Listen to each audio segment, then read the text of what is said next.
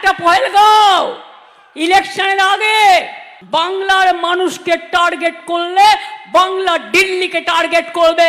পাকিস্তানের defence minister যখন বলে কলকাতাকে টার্গেট করব, কলকাতাকে অ্যাটাক করব, সেই কথাটা নরেন্দ্র মোদী কেন বাংলা এসে কালকে বললেন না যে উইল টেক স্ট্রং অ্যাকশন?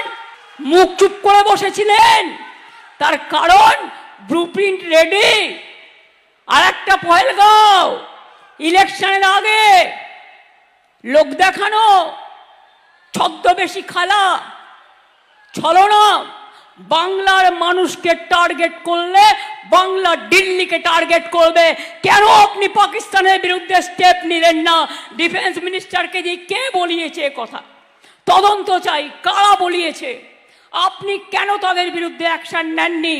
কলকাতাকে যদি টার্গেট করার কথা কেউ বলে, আমরা অ্যাজ এ ইন্ডিয়ান সিটিজেন আমরা মানব না। সারা দেশকে অ্যাটাক করার কথা বললে যেমন আমরা মানব না। কই আপনি তো মুখ দিয়ে বলেননি। তার কারণ আপনি বাংলাকে টার্গেট করতে পারেন।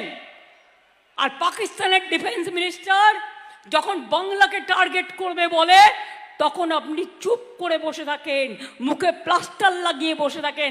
লজ্জা করে না? স্বরাষ্ট্রমন্ত্রী পদত্যাগ করা উচিত, পুরো গভর্নমেন্ট অফ ইন্ডিয়ার পদত্যাগ করা উচিত। যদি না করেন আগামী দিন মানুষ আপনাদের পদচ্যুত করবে, এটা মাথায় রাখবেন। গ্লিটারের টুইন লেমন ও অ্যান্টিব্যাকটেরিয়াল ফর্মুলা বাসনকে চকচকে জীবাণুমুক্ত করে আমাদের দেয় গ্লিটার গ্যারান্টি।